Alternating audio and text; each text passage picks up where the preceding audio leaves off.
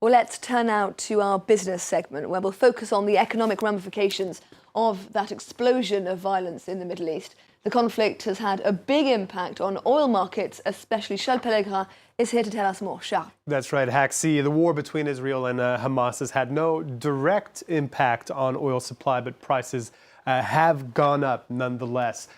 Neither Israel or the Palestinian Territories are big oil producers, but the impact of the conflict on the wider Middle East is what is raising concerns. Now, the region is responsible for about a third of the world's oil supply, and Hamas is reportedly backed by Iran, the world's seventh largest producer of crude. Were Western nations to draw an official link between Iran and the attack over the weekend, this could increase risk tied to Tehran's production of oil and thus raise prices further.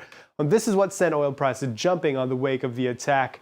From $82 a barrel over the weekend up to $86 a barrel, and currently settling around $85 a barrel and 76 cents. We saw a similar move for the Brent crude, currently priced at $87 a barrel.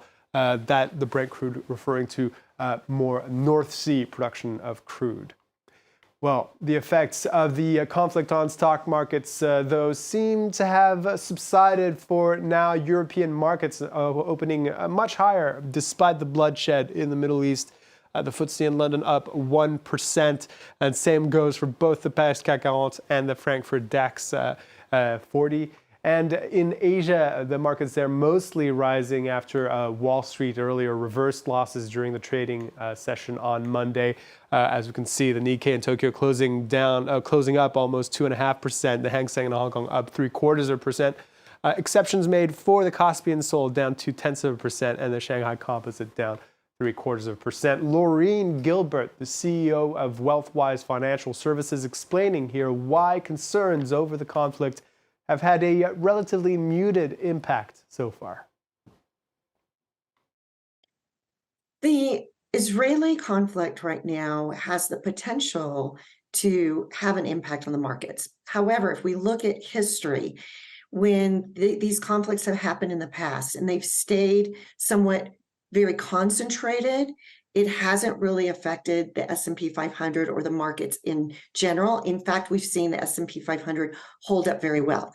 It's when and if that conflict becomes a broader conflict, multi-nation, multi-country conflict, that has the potential to certainly derail markets. And we saw that in the Yom Kippur War, where it did impact the S&P 500 to the tune of 40%. Well, one last look at the markets. One of the beneficiaries of the turmoil in the Middle East are U.S. Treasuries, often seen as a safe haven for investors in turbulent times, same as gold, for instance. As a result, the yield on a 30-year U.S. Treasury bond, the yield is the return that someone who buys such a bond gets, has fallen to 4.8%. It was around 5% earlier. That's 0.1% lower.